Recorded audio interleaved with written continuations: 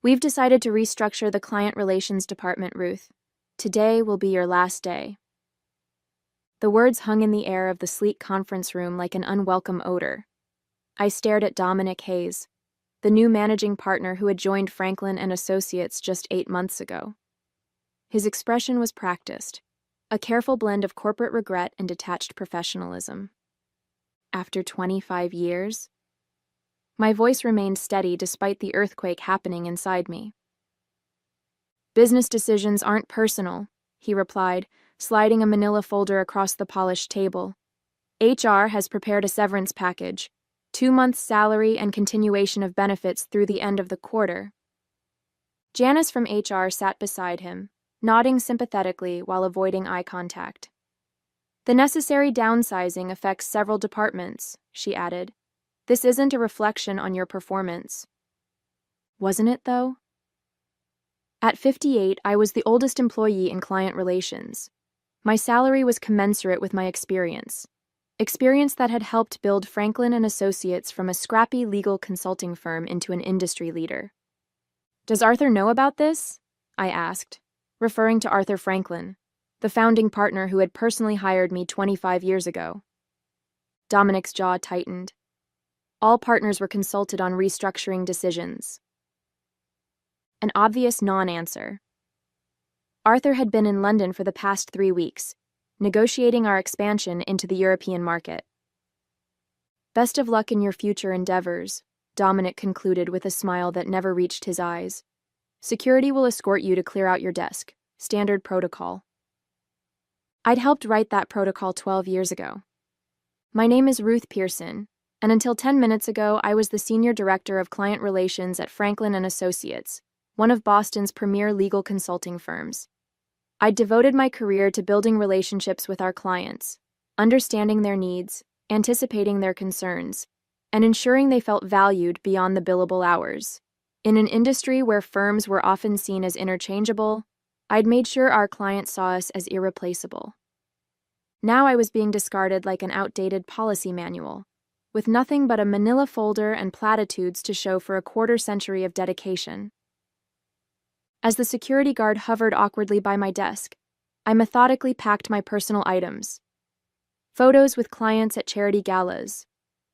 Thank you notes from the Chambers family after we helped them navigate a complex corporate restructuring. The crystal paperweight Arthur had given me on my 20th work anniversary. My phone buzzed, a text from Catherine Winters, CEO of Winters Healthcare, our largest client. Ruth, heard troubling rumors about changes at F&A. Our quarterly review is next week. Call me ASAP. I looked up to see Dominic watching from his office, already on the phone, no doubt spinning damage control. What he didn't know, what none of them seemed to understand, was that client relationships couldn't be transferred in a memo or reassigned in a database. They were built on trust, consistency, and personal connection, and I had just been severed from 25 years' worth of those connections. I joined Franklin and Associates in 1998, when we occupied half a floor in a modest office building and had exactly 17 clients.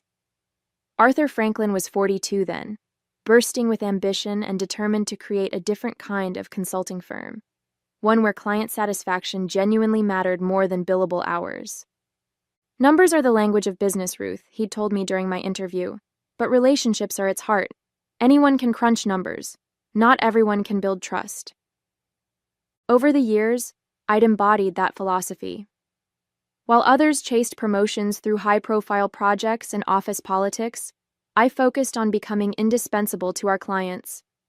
I remembered their children's names and college choices. I knew which clients wanted detailed technical explanations and which preferred big-picture summaries. I tracked company milestones, leadership changes, and strategic pivots so we could anticipate their needs rather than merely respond to them. You're the relationship architect, Arthur had said at my 20th anniversary celebration. You've built the foundation that supports everything we do. The firm had grown steadily under Arthur's leadership, but things began to change 2 years ago when we took on outside investors to fuel expansion.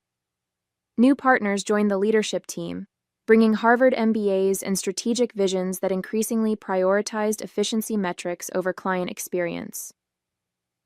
Dominic Hayes, with his slick presentations and ruthless focus on the bottom line, had been the most aggressive of these additions. Since his arrival, employee turnover had increased by 40%. The unofficial motto had shifted from Arthur's clients first to Dominic's maximum value extraction. I'd voiced concerns during executive meetings, pointing out that our client retention rates were beginning to slip. We're sacrificing long-term stability for short-term gains, I'd argued. The market is changing, Ruth, Dominic had responded dismissively. We need to adapt or die.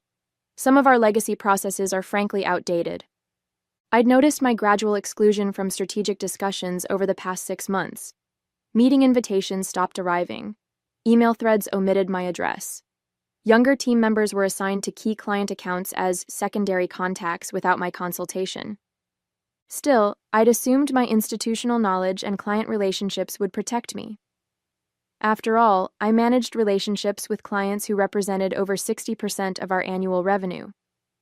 Catherine Winters alone brought in nearly $4 million yearly and had explicitly stated in her last contract renewal that she wanted me as her primary contact. Recently, though, I'd sensed something more ominous brewing. Last week, I'd overheard Dominic on the phone. The restructuring gives us an opportunity to trim the legacy fat. Their retirement plans would cost us millions in the long run. I should have seen it coming. But after 25 years, I'd made the mistake of thinking loyalty still counted for something. The humiliation of being escorted from the building like a security threat still burned 3 days later. I sat in my apartment surrounded by job search websites and unanswered texts from colleagues. My LinkedIn profile had exploded with views, nothing like a sudden termination to make you temporarily interesting. My landline rang, a rare occurrence these days. I almost let it go to voicemail until I recognized the number. Hello? Ruth, it's Arthur. His familiar British accent was tighter than usual. I just landed from London and heard the news. This wasn't authorized by me. A complicated wave of emotions crashed over me. Relief that Arthur hadn't approved my termination, anger that it had happened anyway, and a lingering sense of betrayal that he hadn't protected me despite our history. Well, it happened regardless, I replied, keeping my voice neutral. Dominic said all partners were consulted. I was deliberately sidelined, Arthur said, his frustration evident. They waited until I was overseas dealing with the EU regulatory issues. The executive committee pushed it through on an emergency approval basis, citing immediate necessity to improve quarterly projections before our investor meeting. 25 years, Arthur. I deserved better than a 10-minute meeting and a security escort. You deserved much better, he agreed. I want to make this right. What if I bring you back? We can call it a misunderstanding, a communication error. It's not that simple, I interrupted. Dominic made it crystal clear that I'm considered dispensable. Legacy fat was the term I heard him use. The silence on the other end told me Arthur understood the significance of what I was saying. In the corporate world, being undermined by leadership was a death sentence to effectiveness. There was no coming back from that, not really. I'm sorry, Ruth, truly. This company was built on the relationships you nurtured. And how are those relationships being maintained now that I'm gone? I asked. Another pause. Dominic assigned your accounts to the junior partners. Melissa Bennett is handling Winters Healthcare. I couldn't suppress a dry laugh. Catherine Winters had openly clashed with Melissa during a strategy session last year, finding her approach too aggressive and impersonal. Good luck with that. After hanging up, I stared at my phone as it began to light up with notifications. Clients were reaching out, not just Catherine, but Douglas from Archer Pharmaceuticals, Belinda from Summit Financial, the entire executive team at Westridge Manufacturing. Word was spreading about my departure. I hadn't reached out to any of them. I was too professional to badmouth my former employer, regardless of how they'd treated me. But clients talk to each other. They belong to the same industry groups, sit on the same boards, attend the same conferences. My doorbell rang. A courier handed me a thick envelope. Inside was a formal letter from Catherine Goldstein, the most sought-after headhunter in Boston's consulting world, along with a handwritten note. Heard what happened at F&A. Several firms would value your client portfolio. Dinner tomorrow? I set the letter down, thinking about Dominic's smug face as he'd terminated me. I wasn't going to sabotage Franklin and Associates. I didn't need to. They had already done that themselves. The next morning, my phone rang at 7:38 a.m.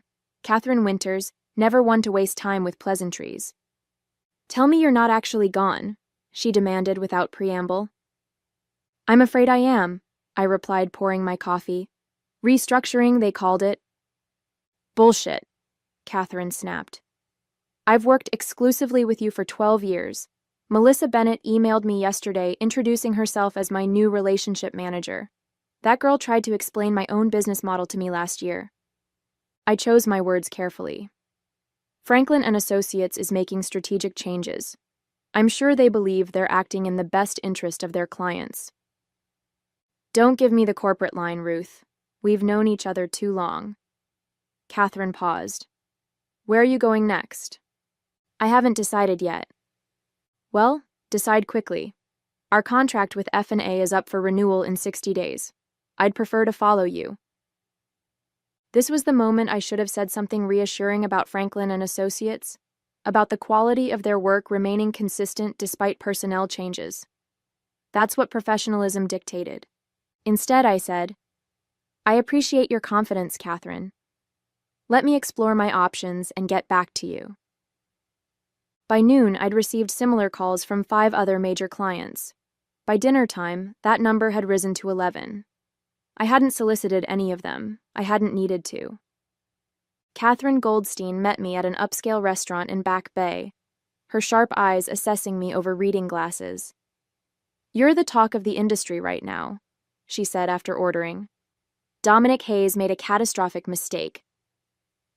"Perhaps," I said noncommittally. She laughed. "Always diplomatic. That's part of your appeal." She slid a folder across the table.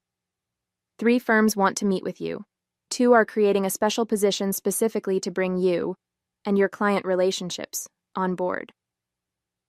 I glanced at the compensation figures and nearly choked on my water. They were offering almost double my previous salary.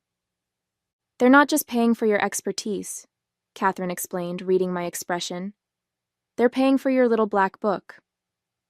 The irony wasn't lost on me. After being discarded as too expensive by Franklin and Associates, I was now worth twice as much to their competitors. I wondered if Dominic had considered this possibility in his cost-cutting calculations. The next morning, Arthur called again. "I need to see you," he said, sounding uncharacteristically agitated. "Can you come to the office?" "I don't think that's appropriate, given the circumstances." "Then lunch, the Harvest, 1 p.m. Please, Ruth. Things are happening that you should know about." Curiosity got the better of me. At precisely 1 p.m., I walked into the Harvest to find Arthur already seated, looking haggard. "Thank you for coming," he said, relief evident in his voice. "I've been trying to fix this situation, but Dominic is blocking me at every turn. He's convinced the board that your termination was necessary for modernizing our approach." "And the clients?" I asked. "How are they responding to this modernization?" Arthur winced. "Not well. Catherine Winters has demanded a meeting with the entire executive team. Douglas from Archer is reviewing their options. 3 smaller clients have already given notice." I sipped my water, saying nothing. "Here's what I'm proposing," Arthur continued, leaning forward. "I create a new position, Chief Client Officer, reporting directly to me, bypassing Dominic entirely. Better compensation, more autonomy."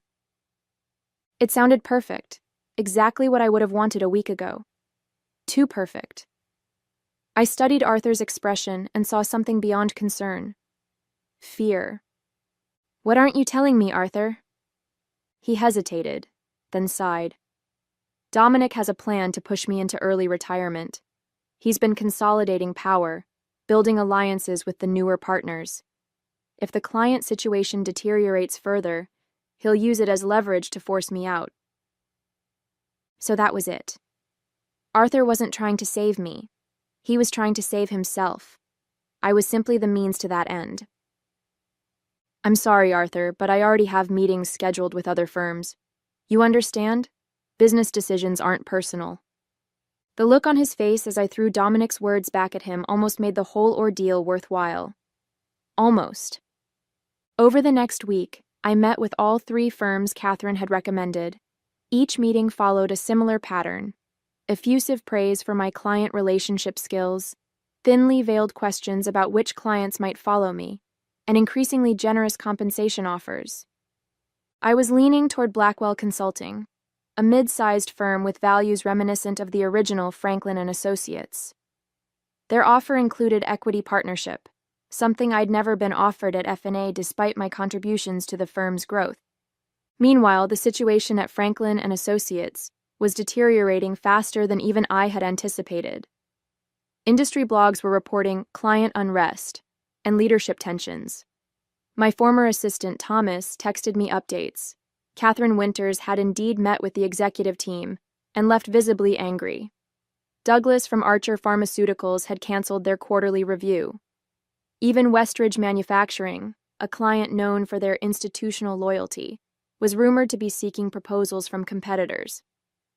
Then came the call that changed everything. Ruth Pearson. I answered while reviewing Blackwell's offer letter. Ms. Pearson, this is Jeffrey Hammond from the Boston Business Journal. I sat up straighter. The BBJ was the Bible of Boston's corporate world. I'm working on a story about the recent leadership changes at Franklin and Associates and their impact on client relationships. Several sources have mentioned your name. Would you be willing to comment? This was dangerous territory.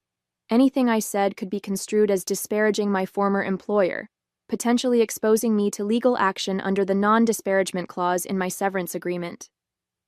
I'm not comfortable commenting on internal matters at Franklin and Associates, I replied carefully. Understandable, Hammond said. What about the fact that 7 major clients have already announced they're terminating their relationships with F&A? Industry insiders are suggesting this exodus is directly related to your departure. 7 clients? I'd only spoken directly with 15, and none had definitively stated they were leaving F&A. I can't speak to clients' business decisions, I said.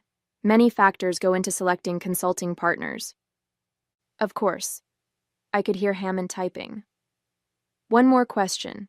Any comment on the letter signed by 26 of F&A's clients demanding Arthur Franklin replace Dominic Hayes as managing partner? I nearly dropped the phone. I have no knowledge of such a letter. After hanging up, I sat in stunned silence. 26 clients? An organized demand to replace Dominic? I hadn't orchestrated any of this. My phone buzzed with a text from Thomas. Emergency all-hands meeting called for tomorrow morning. Partners flying in from everywhere. Dominic looks like he's about to have a stroke. An hour later, Arthur called. Did you organize this client revolt? He demanded without preamble. I've done nothing, Arthur. I haven't solicited a single client. Then how do you explain this? He sounded desperate. 70% of our client base is threatening to leave. The board is in panic mode. Investors are demanding answers I don't have. Perhaps they value relationship continuity more than cost-cutting efficiency, I suggested. This isn't a joke, Ruth. 25 years of building this firm, and it could collapse in 25 days. There was a bitter satisfaction in hearing the panic in Arthur's voice, the same Arthur who had failed to protect me after 25 years of loyalty. What do you want from me, Arthur? Come back, he pleaded, not as chief client officer, as full equity partner. Help me stabilize the situation. Partner. The position I'd deserved for at least a decade, but had been repeatedly denied. And Dominic? Arthur's voice hardened. The board is meeting tonight. His future will be decided before tomorrow's all-hands meeting. I thought about the Blackwell offer in front of me. Partnership there would be comfortable, lucrative, and far less complicated than returning to F&A. But I'd built those client relationships over 25 years. They were, in many ways, my life's work. I need to think about it, I said finally. I'll give you my answer in the morning. Sleep eluded me that night. I paced my apartment, weighing my options while the digital clock ticked toward morning. Returning to Franklin and Associates would mean facing the colleagues who had watched my humiliating exit in silence. It would mean navigating the political aftermath of Dominic's apparent downfall, a downfall I hadn't engineered but would certainly be blamed for. The firm's culture had been deteriorating for years. One leadership change wouldn't fix that overnight. On the other hand, Blackwell offered a fresh start. New colleagues, new culture, new opportunities. The compensation and partnership were generous. I could bring willing clients with me and build something vibrant. By 6 a.m., I'd made my decision. I called Catherine Goldstein, knowing she'd be awake. I'm going with Blackwell, I told her. Smart choice, she replied. I'll let them know. They'll be thrilled. There's something else I need from them, I added, explaining my condition. Catherine listened, then laughed. Ruthless, Ruth, I love it. I'll present it to them this morning.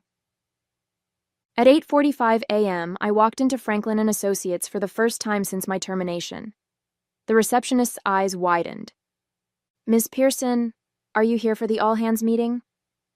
I am. Arthur is expecting me.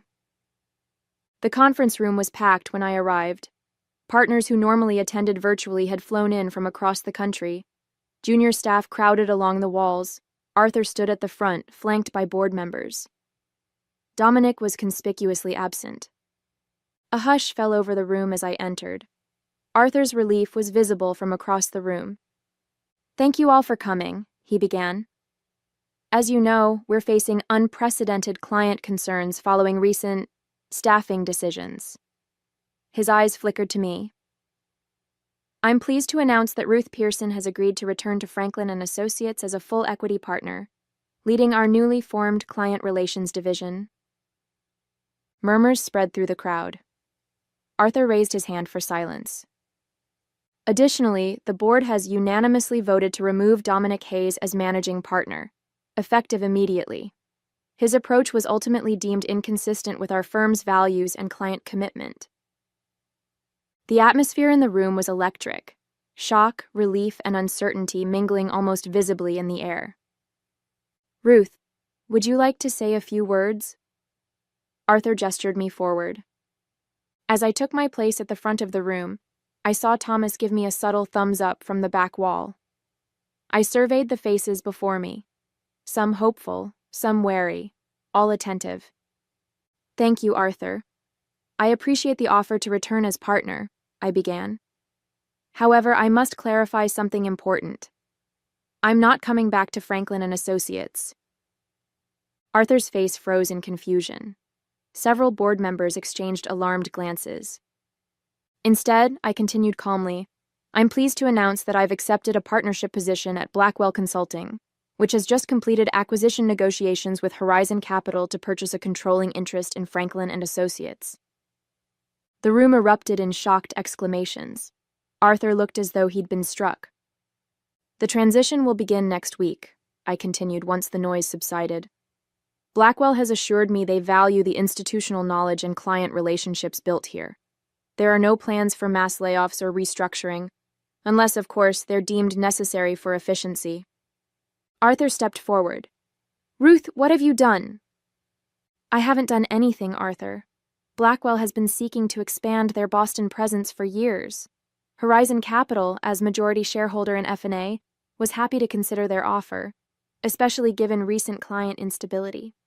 It's just business after all, nothing personal. As the implications sank in, I saw the dawning realization in Arthur's eyes. He had failed to protect me when it mattered. He had allowed loyalty to be sacrificed for short-term gains. Now, facing his own obsolescence, he understood the true cost of those decisions. The meeting dissolved into chaos as I walked out, head high. My phone buzzed with a text from Catherine Winters. Just heard the news. Dinner tonight to discuss Winters Healthcare's future with Blackwell Franklin? I smiled as I stepped into the elevator. I hadn't sought revenge, but justice had found its way to me nonetheless. The Boston Business Journal broke the story the next morning. Consulting shakeup. Blackwell acquires Franklin and Associates after client exodus. The article detailed how the departure of a key senior executive had triggered an unprecedented client revolt, destabilizing the firm enough to make the acquisition possible. My name appeared only once, buried in the 15th paragraph. Ruth Pearson, former Senior Director of Client Relations, has accepted a partnership at Blackwell and will oversee the integration of Franklin and Associates client portfolios. It was a clinical description of what was, in reality, a seismic power shift. Within 3 weeks, I had gone from terminated employee to the person controlling the fate of the very firm that had discarded me. The integration planning began immediately. I worked from Blackwell's offices, reviewing organizational charts and client portfolios from both firms. Each day brought a parade of former Franklin colleagues to my door, some seeking reassurance about their positions, others suddenly remembering how they'd always respected my work, or disagreed with Dominic's decision. Arthur requested a meeting 1 week after the acquisition announcement. He'd aged a decade in 20 days. "You orchestrated this," he said as he sat across from me. Not a question, but an accusation. "No, Arthur. I simply recognized my own value even when you didn't." "Dominic was a symptom, not the cause," I interrupted. "You allowed the firm's culture to change. You prioritized growth over relationships. You forgot the principles you founded the company on. And now you control it all," he said bitterly. "Not control, Arthur. Influence. There's a difference, one you used to understand." I slid a document across the desk. "Blackwell is offering you a 3-year consulting position. Advisory only, no management responsibilities. It's generous, considering the circumstances." He stared at the paper, then at me. "And if I refuse, then you walk away with nothing but your ownership payout. Your choice." 6 months after the acquisition, Blackwell Franklin Consulting occupied 2 floors of a gleaming downtown tower. The integration had been smoother than anyone anticipated, partly because I'd insisted on retaining most of Franklin's staff, knowing their value even when others hadn't. Dominic had landed at a smaller firm, his reputation tarnished by the spectacular collapse he'd triggered. Arthur had accepted the consulting role, though our interactions remained strictly professional. The wound of betrayal, his failure to protect me after 25 years, would never fully heal. In my corner office, I reviewed the quarterly numbers with a satisfaction I'd never allowed myself to show publicly. Client retention through the transition had exceeded 95%. The 3 clients who'd left during the initial exodus had already returned. Our combined revenues were up 23% year over year. My assistant knocked and entered. "Ms. Winters is here for your lunch." Catherine strode in, elegant as always in a tailored suit. "Congratulations on the quarterly results. The industry is still talking about the most elegant corporate takeover they've seen in decades." I smiled. "It wasn't a takeover. It was a market correction." "Call it what you want," Catherine laughed. "You proved what I've always known. In professional services, the relationships are the real asset. Everything else is just infrastructure." As we headed to lunch, I reflected on the journey of the past 6 months. I hadn't sought revenge when Franklin and Associates terminated me. I hadn't needed to. The firm had failed to recognize that their true value wasn't in their systems or strategies or even their brand. It was in the human connections that made clients feel understood, valued, and prioritized. By severing me without understanding what I represented, they had orchestrated their own downfall. And in doing so, they had inadvertently launched me into a position I'd earned through 25 years of dedication. Sometimes justice doesn't require action. Sometimes it simply requires patience and the quiet confidence of knowing your own worth.